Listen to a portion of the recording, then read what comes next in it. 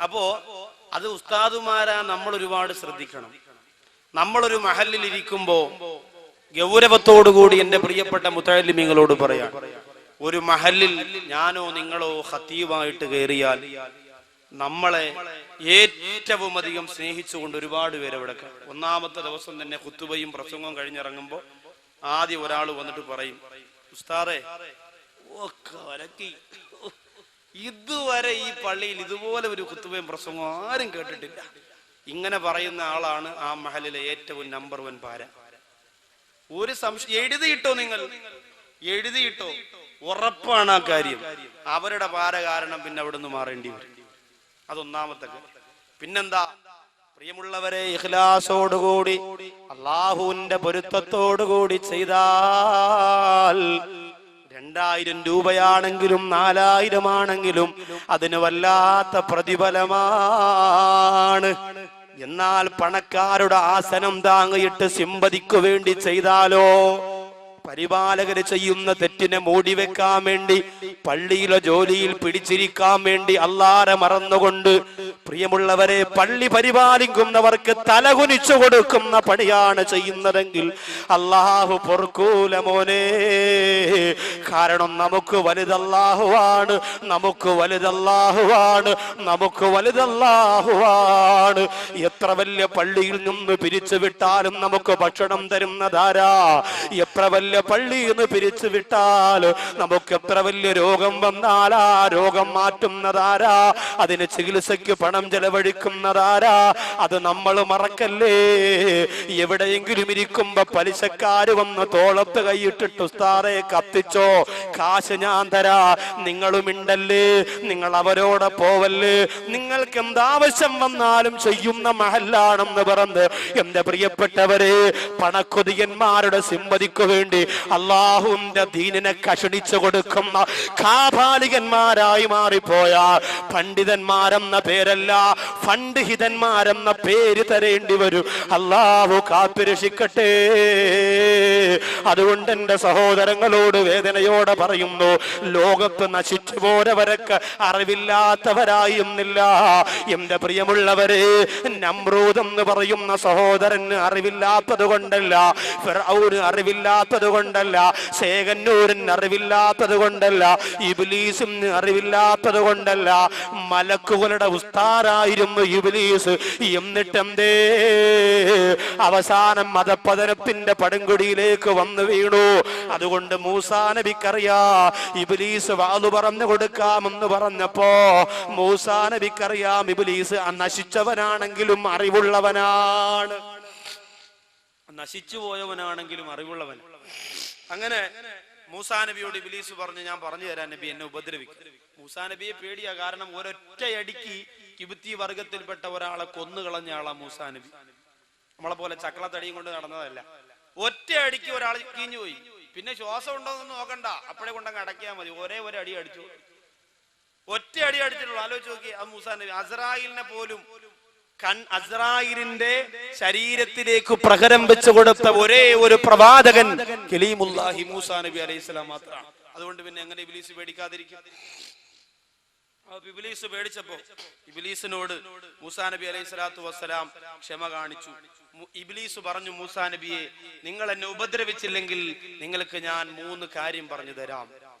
ഞാനൊരു മനുഷ്യനെ വലയിലാക്കുന്നത് 3 സമയത്താണ്. ഒരു മനുഷ്യനെ ഞാൻ നശിപ്പിക്കുന്നത് 3 സന്ദർഭങ്ങളിലാണ്. ഒരു മനുഷ്യനെ ഞാൻ നരകത്തിലേക്ക് കൊണ്ടുപോകാൻ ഒരുക്കി വെക്കുന്നത് 3 സമയത്താണ് നബിയേ. ആ 3 സന്ദർഭങ്ങളിൽ മനുഷ്യൻ എന്നെ സൂക്ഷിച്ചാൽ, ആ 3 സമയങ്ങളിൽ മനുഷ്യൻ എന്നെ ശ്രദ്ധിച്ചാൽ അവർക്ക് നരകത്തിൽ നിന്ന് രക്ഷപ്പെടാം. ഇബ്ലീസ് ലഅനത്തുല്ലാഹി അലൈഹി പറയുമ്പോ കൊതിയോടെ, ആർത്തിയോടെ, ആവേശത്തോടെ മൂസാ നബി അലൈഹിസ്സലാം ചോദിക്കുന്നു, ആ 3 സമയങ്ങൾ എപ്പോഴാണ്? എന്റെ പ്രിയമുള്ള സഹോദരങ്ങളെ, ഈ തഴവാകുറ്റിപ്പുറത്ത് നുസ്രത്തുൽ അനാം എന്ന പാവപ്പെട്ട സഹോദരങ്ങളുടെ സംഘടനയുടെ 2ാമത് വാർഷികത്തിന്റെ അത് കേൾക്കാൻ വേണ്ടി ഒരുമിച്ച് കൂടിയ എന്റെ പ്രിയപ്പെട്ട സഹോദരങ്ങളെ, ഈ 3 സന്ദർഭത്തിൽ ഞാനും നിങ്ങളെ ഇബ്ലീസിനെ ശ്രദ്ധിക്കണം കേട്ടോ. ഈ 3 സമയത്ത് പിശാചിന്റെ ഇസ്ലാമിന്റെ പിന്തലമുറക്കാരായി മാറാതിരിക്കാൻ ഞാനും നിങ്ങളും ഗൗരവത്തോടെ പ്രവർത്തിക്കണേ. അതിലൊന്നാമത് എപ്പോഴാന്ന് ചോദിക്കുമ്പോ മൂസാ നബിയോട് പിശാച് പറഞ്ഞു കൊടുക്കുന്നു, നബിയേ, ഒന്ന് കോപം വരുമ്പോഴാണ്, ഒന്ന് ദേഷ്യം വരുമ്പോഴാണ്. ദേഷ്യം വരുമ്പോ ഇബ്ലീസ് വരുമോ എന്ന് ശ്രദ്ധിച്ച് സംസാരിച്ചില്ലെങ്കിൽ പലതും വിളിച്ചു പറയും നമ്മൾ. അവസാനം നമ്മൾ മെസ്സേജ് അയക്കും, അന്നേരം തോന്നിയ ദേഷ്യത്തിൽ വിളിച്ചു പറഞ്ഞതാ, പൊരുത്തപ്പെടണം, കാര്യമില്ല. പള്ളിയുടെ പൊതുയോഗത്തിനൊക്കെ നമ്മൾ കണ്ടിട്ടില്ലേ? പൊതുയോഗത്തിനൊക്കെ പിന്നെ ഇപ്പോ കാശുകാർക്കും വലിയ വലിയ സ്ഥാനമുള്ളവർക്കൊക്കെ അല്ലേ സംസാരിക്കാൻ പറ്റും. പാവപ്പെട്ട ആരെങ്കിലും അസ്സലാമു അലൈക്കും, എനിക്കൊരു കാര്യം പറയണമെന്ന്, ആള് കൊള്ളാ, ഇവിടെ തെണ്ടിത്തിരിഞ്ഞ് കിടന്ന് കാലടക്കി വരയിലാണ്, അച്ഛനെ അവനെ ഒതുക്കി അവിടെ ഇരുത്തും. കാശുകാർക്ക് സംസാരിക്കാം. സാറ് പറയും, അപ്പൊ സാറ് സ്കൂളിൽ പോയിട്ടൊന്നുമില്ല, സാറിന് കുറച്ച് നോട്ട് പോക്കറ്റ് ഉണ്ട്, അതാണ് സാറ്. എന്റെ പ്രിയപ്പെട്ടവരെ, ആലോചിക്കണം. അങ്ങനെ സമ്പന്നവർഗത്തിന്റെ കുപ്പകയായി ഇസ്ലാമിന്റെ ചില കാര്യങ്ങളൊന്നും മാറിക്കൊണ്ടിരിക്കുകയാണ്. അല്ലാഹു കാത്തിരക്ഷിക്കുമാറാകട്ടെ. അപ്പോ ദേഷ്യം വരുമ്പോ നാം ശ്രദ്ധിച്ച് സംസാരിക്കില്ലെങ്കിൽ പ്രശ്നമാണ്. ഉമ്മയോട് ദേഷ്യം വരുമ്പോ എന്തെല്ലാം പറയും? ഉമ്മയോട് ദേഷ്യം വരുമ്പോ നമ്മൾ എന്തെല്ലാം പറയും? ശ്രദ്ധിക്കണം. അൽ ജന്നത്തു തഹ്ത അഖ്ദാമിൽ ഉമ്മഹാ,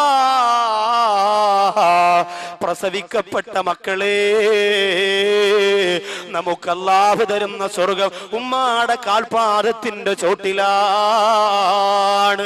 മറക്കാൻ പാടില്ല, ഉമ്മാടെ കാൽപാദത്തിന്റെ ചോട്ടിലാണ് നമുക്കുള്ള സ്വർഗം. അതുകൊണ്ട് ഉമ്മയോട് സംസാരിക്കുമ്പോ ദേഷ്യത്തോടെ സംസാരിക്കരുത്. അപ്പൊ വാപ്പയോട് സംസാരിക്കുമ്പോ ദേഷ്യപ്പെടാമോ? പാടില്ല. വാപ്പയും ഉമ്മയും നമ്മുടെ ഗുരുനാഥന്മാരെ പോലെയാണ്. നമ്മുടെ ഗുരുനാഥന്മാരെ പോലെയാണ് അല്ലാഹുവും റസൂലും കഴിഞ്ഞാൽ പിന്നെ നമുക്ക് ഏറ്റവും വലുത് നമ്മുടെ ഉമ്മയല്ലേ, നമ്മുടെ ഉപ്പയല്ലേ. ആ മാതാപിതാക്കളുടെ പൊരുത്തം നുസ്രത്തുൽ അനാമിന്റെ പ്രിയപ്പെട്ട സംഘാടകര് നേടിയെടുക്കണമെന്ന് വേദനയോടുകൂടി ഞാൻ ഓർമ്മപ്പെടുത്തുകയാണ്. കാരണം നിങ്ങൾ ഈ ചെയ്യുന്നത് നല്ലൊരു പ്രവൃത്തിയാണ്, നിങ്ങൾ ഈ ചെയ്യുന്നത് വളരെ ഒരു പുണ്യകാര്യമാണ്. അതിന് അല്ലാഹുവിന്റെ മുന്നിൽ പ്രതിഫലം വേണം മോനെ. ആരുടെയും കയ്യടി വേണ്ടടാ, ആരുടെയും ഒത്താശ വേണ്ടടാ. ജനങ്ങൾ നിങ്ങളെ കുറ്റപ്പെടുത്തട്ടെ, പരിഹസിക്കട്ടെ, കളിയാക്കട്ടെ, ആരും നിങ്ങൾക്ക് സർട്ടിഫിക്കറ്റ് തരണ്ട. അല്ലാഹുവിന്റെ കോടതിയിൽ ചെല്ലുമ്പോ യുദില്ലുഹുമുൽ മൗലാ, അല്ലാഹു അർശിന്റെ താഴെ ഒരുമിച്ച് കൂട്ടുന്ന യുവാക്കളുടെ കൂട്ടത്തിൽ എന്റെ പ്രിയപ്പെട്ട കൂട്ടുകാരെ, നിങ്ങൾ ഉണ്ടാവാനുള്ള കൊതിയോടുകൂടി ഞാൻ പറയുകയാണ്. ആരുടെയും സിമ്പതിക്ക് വേണ്ടിയല്ല. അതുകൊണ്ട് ഉമ്മാടെയും ഉപ്പാടെയും പൊരുത്തം ഇതിന് നിർബന്ധമാണ്. ഈ രാത്രിയാണെങ്കിൽ ഈ രാത്രി തന്നെ നൊന്തു പ്രസവിച്ച ഉമ്മയോട് പോയി പറയണം, ഉമ്മ, തടവ കുറ്റിപ്പുറത്ത് നുസ്രത്തുൽ അനാമിന്റെ പ്രവർത്തനം കൊണ്ട് അള്ളാന്റെ പൊരുത്തം നേടാൻ കൊതിച്ചുകൊണ്ട് ജീവിക്കുന്നവനാണ് ഞാൻ. അതുകൊണ്ട് എന്റെ പ്രിയപ്പെട്ട ഉമ്മ, നിങ്ങളുടെ പൊരുത്തക്കേട് എനിക്ക് തരല്ലേ, നിങ്ങളുടെ ഗുരുത്തക്കേട് എനിക്ക് തരല്ലേ. സംസാരിക്കുമ്പോ ദേഷ്യം വരുമ്പോ ഞാനും നിങ്ങളും ശ്രദ്ധിക്കണം. കുടുംബ ജീവിതത്തിൽ ഏറ്റവും കൂടുതൽ പാളിച്ചയുണ്ടാകുന്നത് ഭാര്യക്ക് ദേഷ്യം വരുമ്പോ, ഭർത്താവിന് ദേഷ്യം വരുമ്പോഴല്ലേ. കുടുംബ ജീവിതത്തിൽ ഏറ്റവും കൂടുതൽ പാളിച്ച വരുന്നത് എപ്പോഴാണ്? നാളെ ഇൻഷാ അല്ലാഹ് ചേനാവള്ളി, എന്ത് സ്ഥലം? ചേരാവള്ളി, കായംകുളത്ത് ചേരാവള്ളിയിൽ നാളെ കുടുംബ ജീവിതമാണ് വിഷയം. ഭാര്യയും ഭർത്താവും അവരുടെ കടമകളും മൊത്തം പറഞ്ഞു തീർക്കാനൊന്നും നേരം കിട്ടൂല. എന്നാലും 2 മണിക്കൂർ കൊണ്ട് ഭർത്താവിന്റെ കടമകളായ ഒരു 5 എണ്ണം, ഭാര്യയുടെ കടമ ഒരു 3-4 എണ്ണം ഇത് പറഞ്ഞ് ദുആ ചെയ്യും. എന്റെ പ്രിയപ്പെട്ടവരെ, കുടുംബ ജീവിതത്തിൽ പോലും പരസ്പരം സഹിക്കാനും ക്ഷമിക്കാനുമുള്ള മനസ്സില്ലാതെ പെട്ടെന്ന് വരുന്ന ദേഷ്യത്തിന്റെ പേരിലാണ് ഒരുപാട് കുടുംബ ജീവിതം തെറ്റിപ്പിരിഞ്ഞു പോകുന്നത്. ഹൈന്ദവ മതത്തിൽ നമ്മുടെ ഒരു സഹോദരൻ ഇവിടെ പ്രവർത്തിക്കുന്നുണ്ടല്ലോ, നുസ്രത്തുൽ അനാമിൽ സുകേഷ്. ഹൈന്ദവരുണ്ടെങ്കിൽ അറിയട്ടെ, ഹൈന്ദവ മതത്തിൽ ഏറ്റവും കൂടുതൽ ദേഷ്യം കൂടിയ ഒരു ദൈവമുണ്ട്. അത് ദൈവം എന്നറിയോ? ഭയങ്കര ദേഷ്യമാണ് ദൈവത്തിൽ. ശിവനാണ്.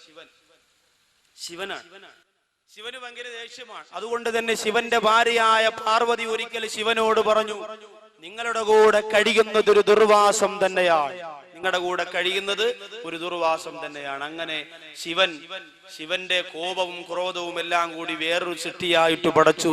ആ സൃഷ്ടിയുടെ പേരാണ് ദുർവാസാവ്. റളിയല്ലാഹു അൻഹു പറയുന്നത്, സഹാബത്തിന്റെ പേരൊന്നുമല്ല, ദുർവാസാവ് എന്ന് പറയും. ഹൈന്ദവ പുരാണങ്ങൾ പരിശോധിച്ചാൽ കാണാം ദുർവാസാവും ശകുന്തളയും തമ്മിൽ ടച്ചാണ്, കമ്പനിയാണ്. പുരാണങ്ങൾ പറയുന്ന കഥയാണ്, അല്ല അവരെ കുറ്റപ്പെടുത്തിയത്, അവരുടെ പുരാണത്തിന്റെ കഥയാണ്.